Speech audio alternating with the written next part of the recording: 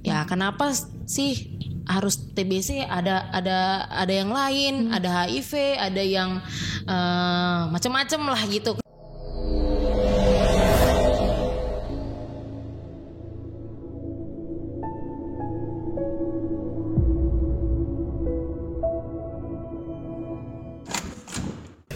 Assalamualaikum warahmatullahi wabarakatuh. Halo sahabat hukum dimanapun kalian berada.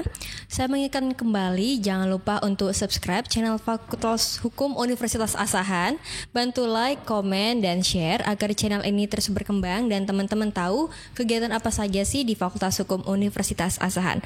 Baik, perkenalkan diri, nama saya Nopis Rantika dari Fakultas Hukum Universitas Asahan, kelas John Roll semester 4. Baik, di sini kita bersama narasumber dari salah satu komunitas TBC yang memiliki jargon berperan bergerak sepenuh jiwa. Baik, kepada narasumber kita persilakan untuk memperkenalkan dirinya. Kepada kakak, saya persilakan. Iya, terima kasih Novi yang sudah mau untuk ngundang saya gitu ya kan, ngundang saya di podcastnya Sobat Hukum Una gitu ya.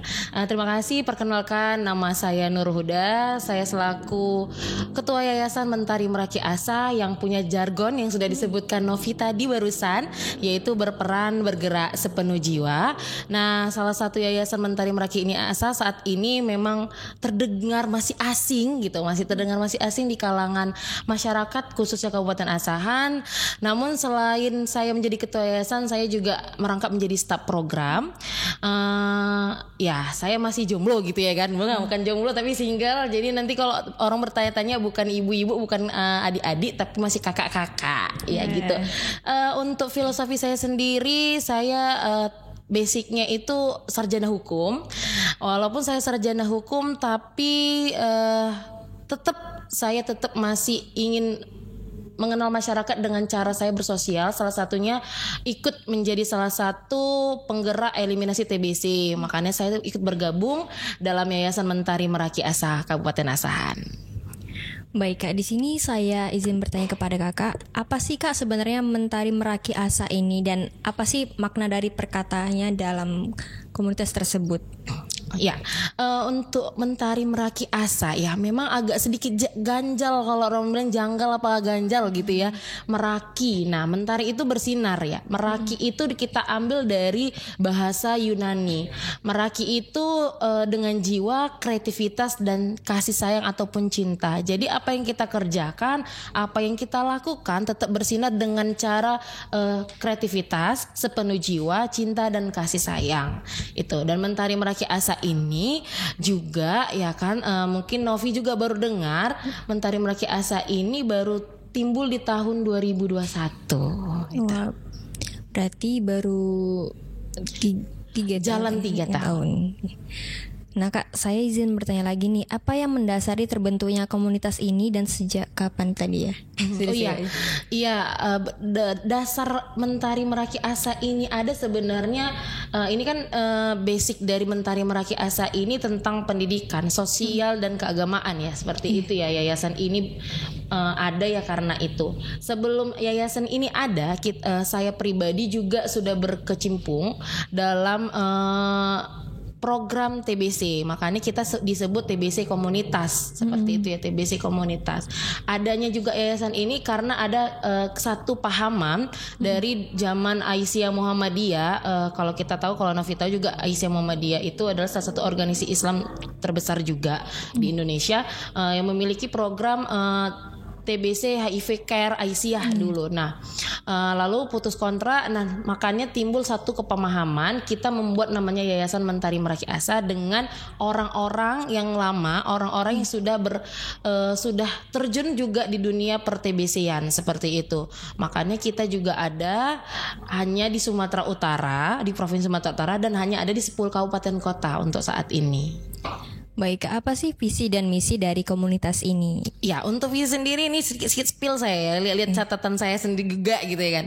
Nah, kalau untuk visi sebenarnya terwujudnya masyarakat sipil Indonesia yang sadar pembangunan dan juga berperadaban global. Nah, untuk misi kita itu ada mendorong kesadaran masyarakat sipil Indonesia dalam keterlibatan terhadap isu-isu. Nah, salah satunya isu nasional yang saya saat ini kita fokuskan yaitu TBC. Mungkin itu aja.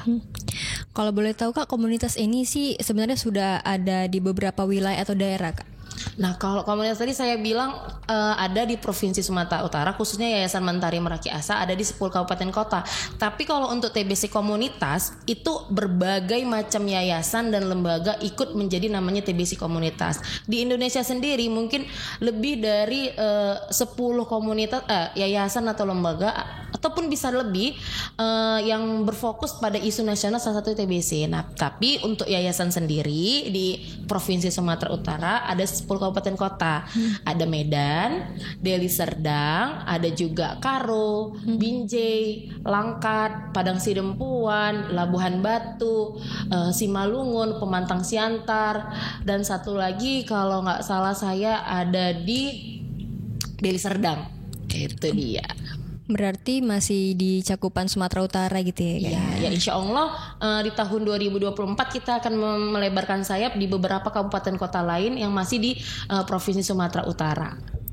Baik Kak, selanjutnya siapa saja sih Kak yang tergabung di dalam komunitas ini dan apakah ada syarat dan ketentuan untuk masuk ke dalam komunitas ini?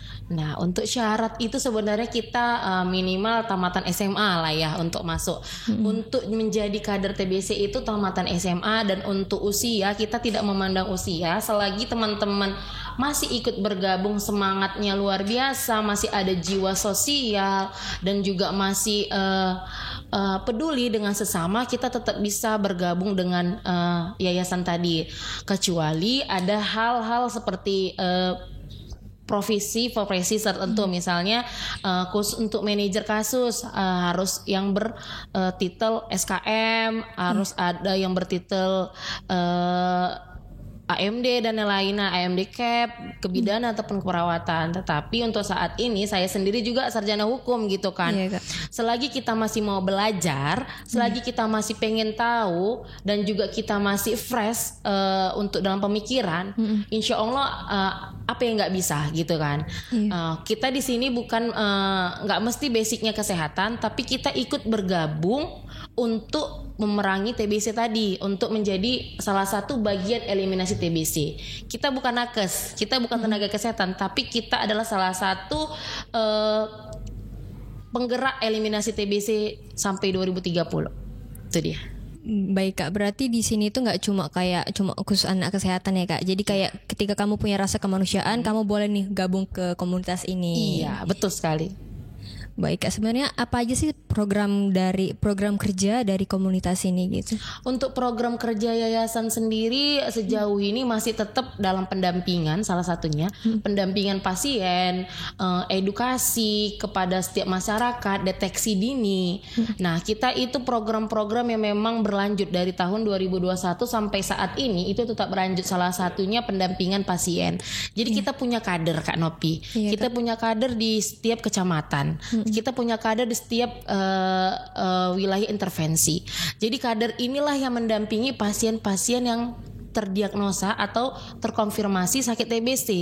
Dengan cara apa? Mendatangi rumah pasien untuk melakukan investigasi kontak, untuk screening dari kontak serumah, kontak erat, dan kontak erat ini dibagi dua, kontak ke tetangga kanan kiri dan juga kontak yang kalau misalnya pasiennya bekerja itu menjadi kontak erat kita, kontak erat si pasien. Itu perlu yang dinamakannya screening supaya kita tahu pasien tadi itu menularkan atau tidak. Apalagi ya kan kalau satu rumah itu mempunyai anak balita. Nah, itu yang punya anak balita harus diberikan namanya terapi pencegahan tuberkulosis yang namanya TPT.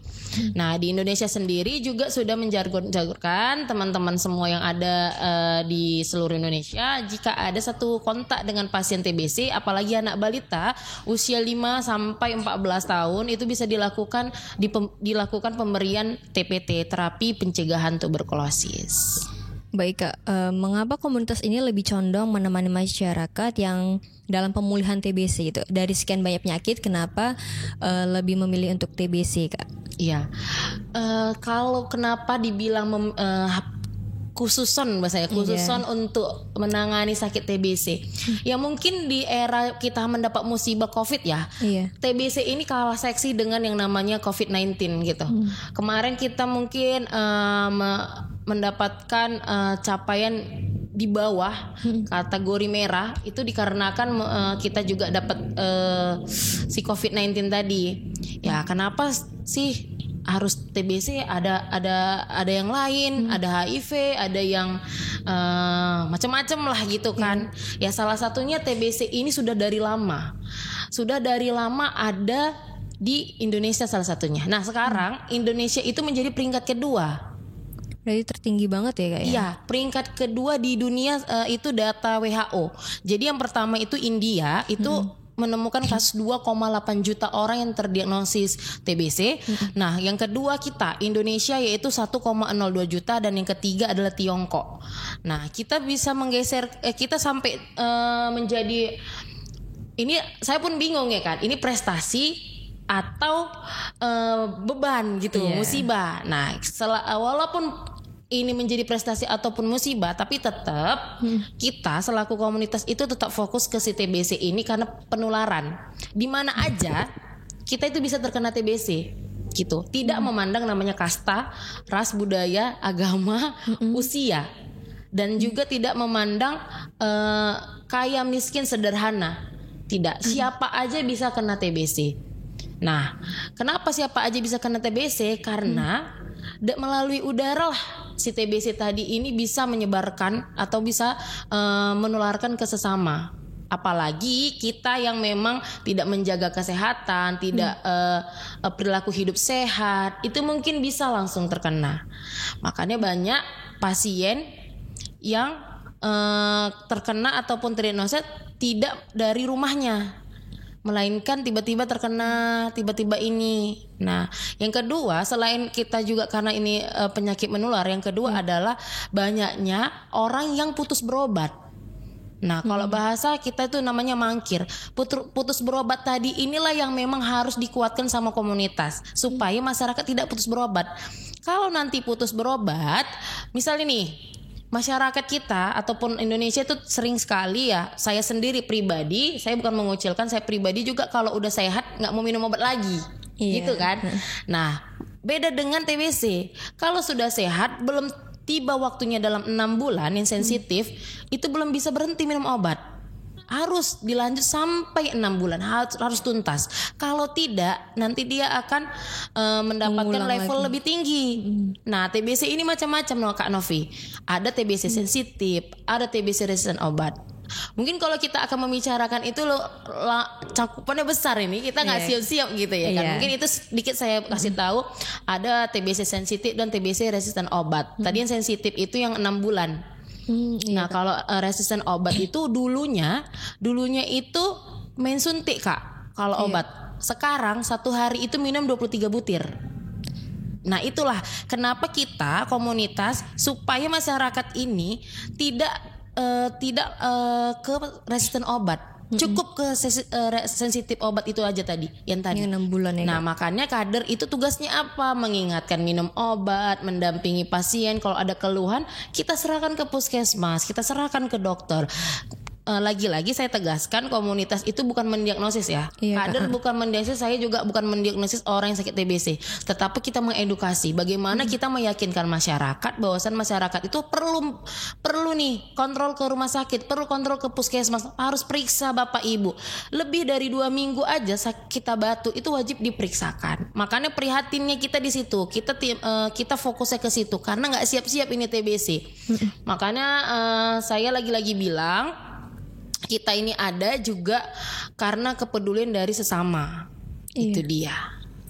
Baik Kak, dari data yang dimiliki komunitas ini rata-rata dari usia berapa sih Kak yang banyak terkena itu dari TBC tertular gitu Kak? Kalau untuk usia, rentan usia lebih ke lansia di atas 60 tahun. Kenapa? Karena imun, imunnya.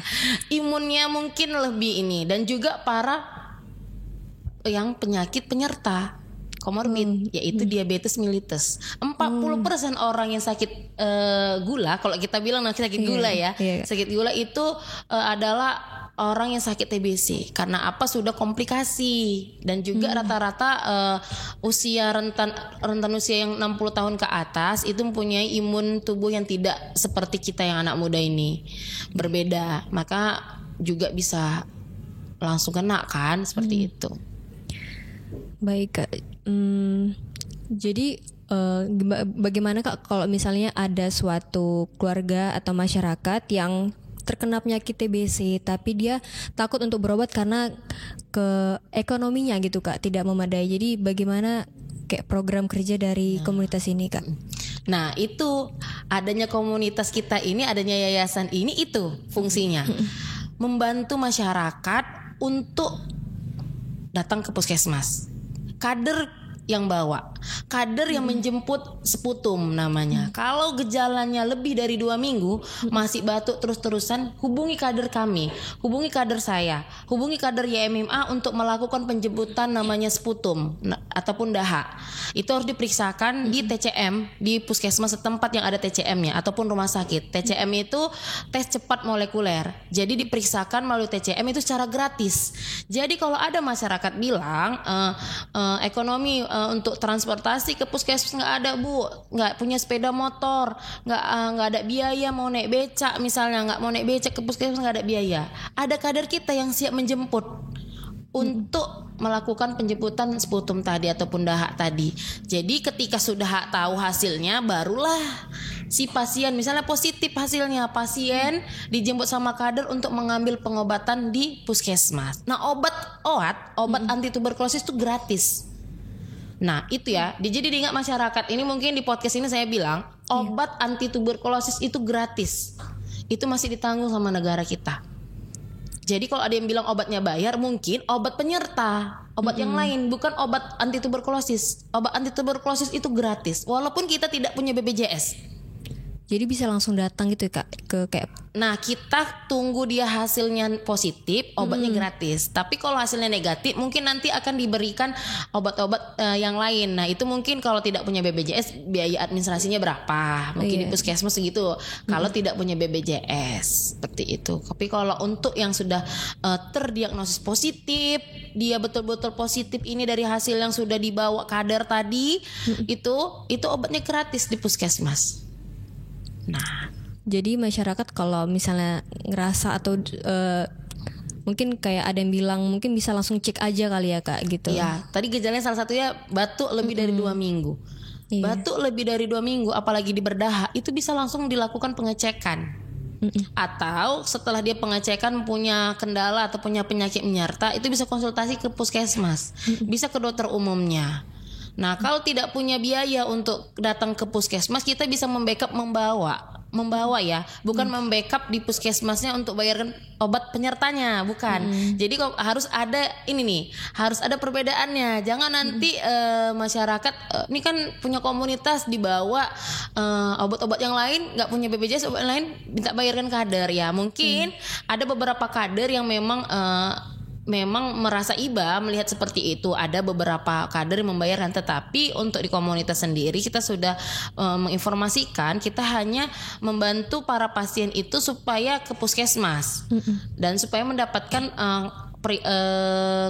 perhatian para puskesmas untuk melihat bahwa ini sakit TBC nih Bu, udah hasilnya udah positif ini Bu, ya silakan Bu dilakukan pengobatannya, obatnya gratis gitu.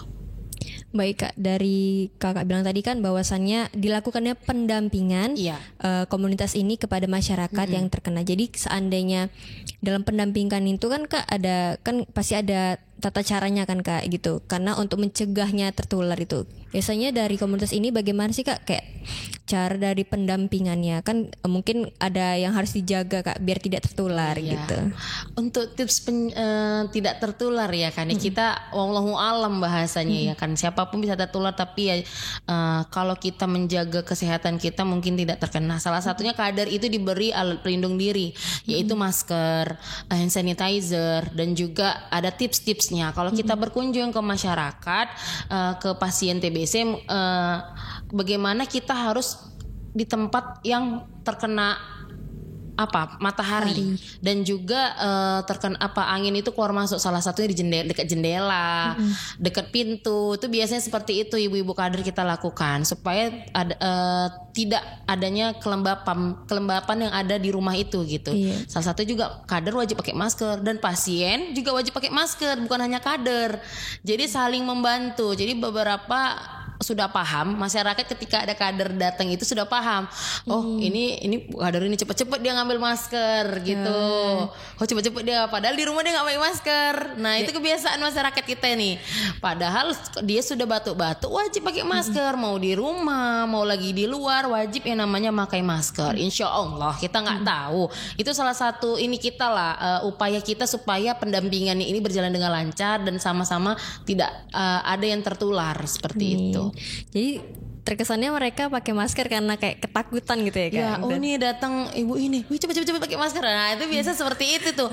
Padahal nggak semua tunggu datang kader atau petugas kesehatan ya memang harus pakai masker kan, karena beliau masih batuk gitu. Dan pencegahan tertular juga ya kan untuk anggota keluarganya. Anggota keluarga itu yang paling penting. Jadi ini dari podcast ini saya bilang ke masyarakat bahwasannya kalau kita masih sayang sama keluarga kita pasien TBC, pakailah masker. Nggak jadi pasien TBC pun kalau kita batuk lebih dari 2 minggu, mohon dipakai maskernya supaya anggota keluarga tidak terkena, semua sehat dan yang lainnya juga mensupport kita gitu. Jadi Kak, jika ada seseorang nih yang sedang sakit TBC, dia minum menggunakan gelas. Jadi boleh nggak Kak gitu menggunakan satu gelas yang sama gitu? Nah ini banyak yang bertanya seperti itu ya. Ini timbul satu handuk, satu gelas, satu piring, satu sendok. Kalau tidak dicuci ya tidak boleh lah. Tapi kalau sudah dicuci, ya kita aman-aman ya semoga aman-aman aja. Tapi kalau untuk yang itu hoax sebenarnya kalau satu gelas pas ketika sudah dicuci itu tertular tuh hoax. Tapi saran saya kalau memang mau dibedakan ya itu saya serahkan ke keluarga. Kalau sudah dicuci pun mau dipisahkan itu saya serahkan kepada keluarga. Tetapi kalau sudah dicuci Bapak Ibu sekalian semua teman-teman di sini, kalau sudah dicuci ya insya Allah aman. Nah tapi memang kebiasaan masyarakat kita, anak-anak kecil ini kan kita susah bilangnya ya, bukan susah ya, memang kan belum tahu ya kan, belum tahu namanya proses, masih anak kecil. Ketika ada orang tua yang terkena TBC, orang tuanya punya gelas nih di depan TV, ya kan, anaknya kan nggak tahu nih, bapaknya sakit apa, ibunya sakit apa, diminum anaknya. Ya kan, itu kebiasaan sebenarnya. Makanya orang tua ataupun keluarga itulah yang menginformasikan, memberitahukan bagaimana tidak meletakkan gelas sembarangan, dan juga alat-alat piring yang baru dimakan juga jangan letak sembarangan. Kalau bisa langsung dicuci biar bisa dipakai lagi. Itu seharusnya seperti itu.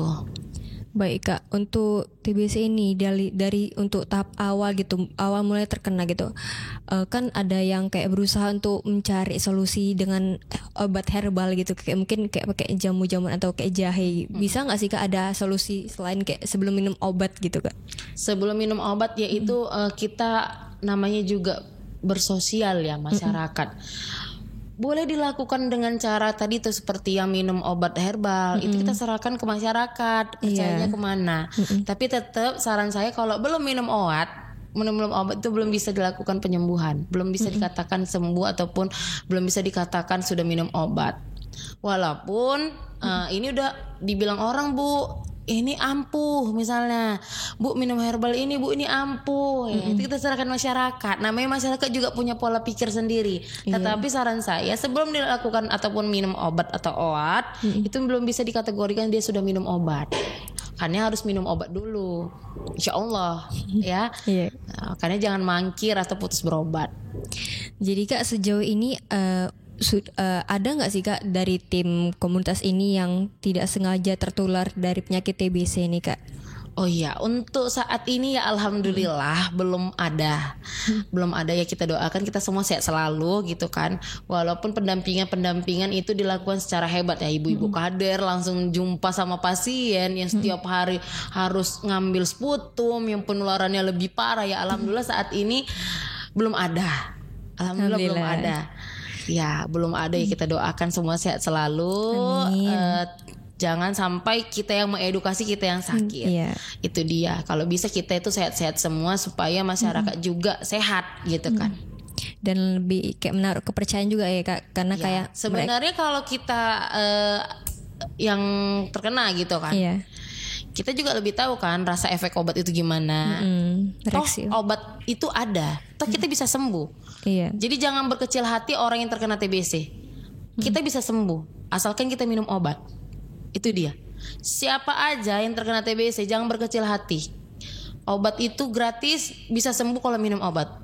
Nah, kalau yang tadi sakit parah berarti dia nggak minum obat. Itu dia. Jadi Kak, bagaimana sih komunitas ini menjalin kedekatan kepada masyarakat, apalagi masyarakat yang terkena tapi dia takut untuk ngomong gitu Kak. Kayak mungkin kayak ini ada komunitas tentang TBC tapi dia karena takut untuk mengakui penyakit dia, jadi dia kayak menghindar gitu Kak. Iya. Untuk kejadian itu banyak. Itu kejadian. Makanya kita di sini komunitas bekerja sama dengan bermitra dengan dinas kesehatan kan. Nah sebelumnya memang kita sudah bermitra sebelum kita dari yayasan. Tetapi kita berlanjut dari yayasan, kita tetap bermitra dengan dinas kesehatan Kabupaten Asahan sebagai mitra kerja, apalagi bidang P2PM, yaitu yang mensupport kita di segala hal, misalnya turun lapangan dalam penemuan kasus dan juga berkoordinasi dengan puskesmas. Tadi kendala misalnya ada nggak masyarakat yang dia sebenarnya sakit tapi enggan ke puskesmas. Banyak ketika ada kader yang sudah melakukan itu, banyak masyarakat yang makin takut sebenarnya, padahal itu masyarakat belum paham ya. Belum paham. Nah kita berikan keyakinan, kita berikan edukasi yang kuat. Bapak Ibu jangan malu untuk mengakui kalau kita sakit. Lebih baik mencegah daripada mengobati kan. Itu dia. Ada obatnya, kita tekankah obatnya ada Bu, kita bisa sembuh. Asalkan minum obat, obatnya gratis juga. Nah itu kita tekan ke masyarakat. Jadi masyarakat ini harus tahu gitu kan. Ini salah satu perpanjangan kenapa kita bermitra dengan Dinas Kesehatan Kabupaten Asahan. Salah satunya kita yang di lapangan, kita yang memperpanjangkan informasi itu. Takutnya tidak terserap sampai ke desa misalnya. Banyak masyarakat yang gak ngerti dan gak paham bahasa-bahasa. Kita tekan, kita dekat dengan masyarakat. Bu begini, kalau ada gejala jangan takut. Ada kita yang mendampingi, ada kita yang ikut serta membantu ke puskesmas. Ada kita juga, tapi untuk hal-hal yang lain jangan ditanya Bu, kita khusus untuk TBC gitu ya kan. Nah kadang di luar topik ini pembahasannya kalau kita lagi berkunjung, jadi tetap topiknya itu tentang TBC Bu, jangan topik yang lain. Itu dia. Jadi Kak, ke komunitas ini nih sering melakukan sosialisasi tuh sampai beberapa kali Kak dalam kegiatan 1 bulan atau 1 minggu gitu Kak. Nah untuk sosialisasi sendiri kita setiap bulan itu ada melakukan 21 kali.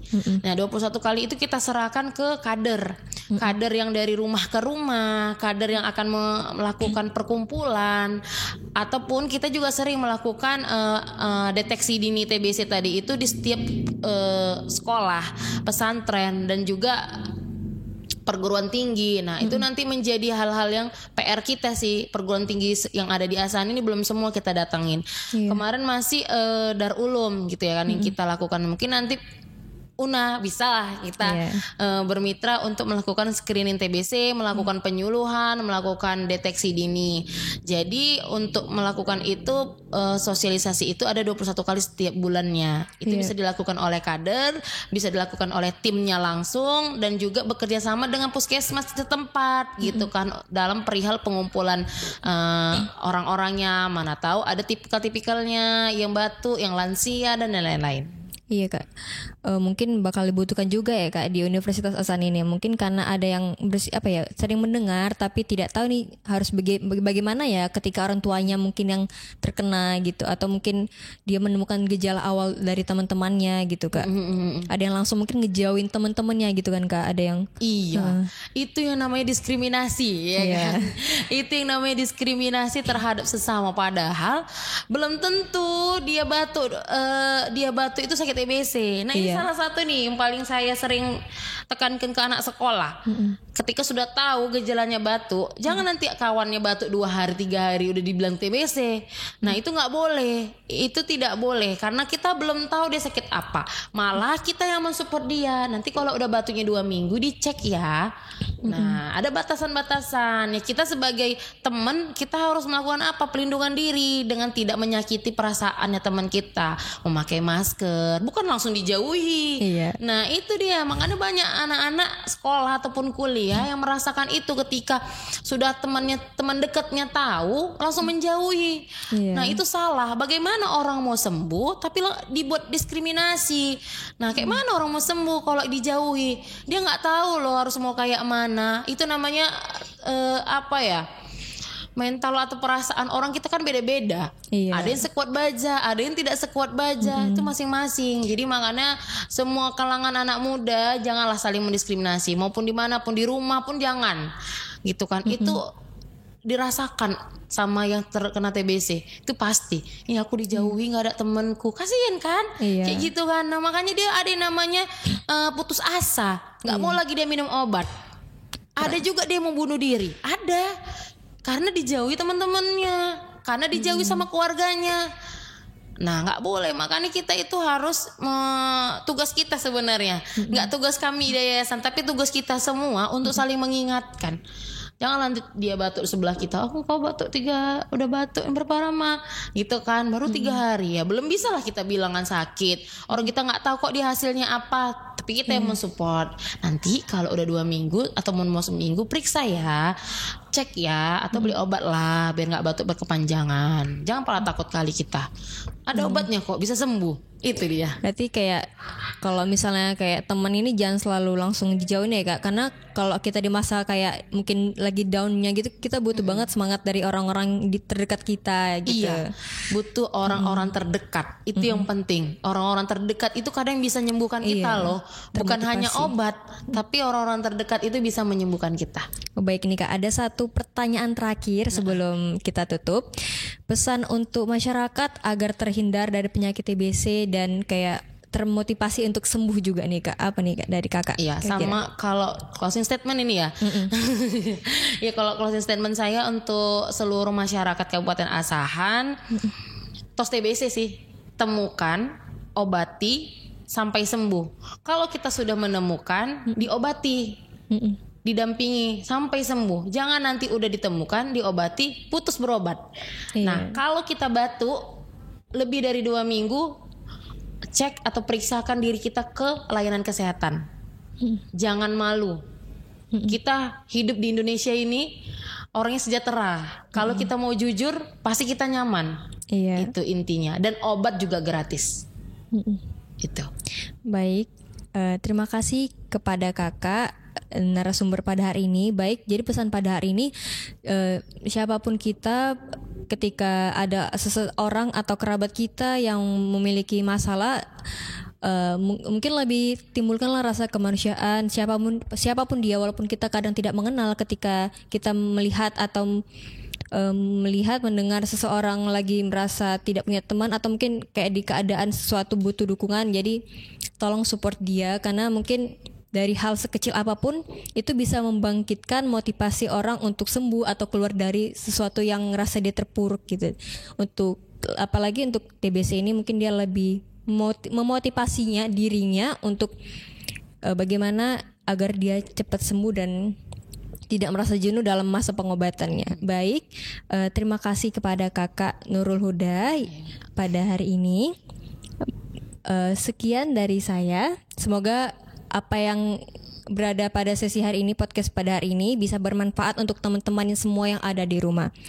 Baik, assalamualaikum warahmatullahi wabarakatuh.